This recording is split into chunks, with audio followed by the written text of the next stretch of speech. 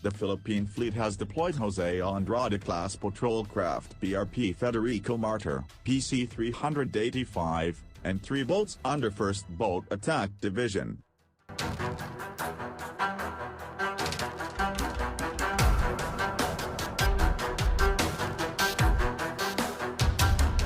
The Commander Philippine Fleet Radmel Alberto B. Carlos PN presided over the sent-off ceremony for BRP Federico Martir, PC 385, and the 1st Boat Attack Division composed of BA 485, BA 486 and BA 487 at Captain Salvo Pier, Naval Base Cavite on May 17, 2020, the Philippine Fleet said.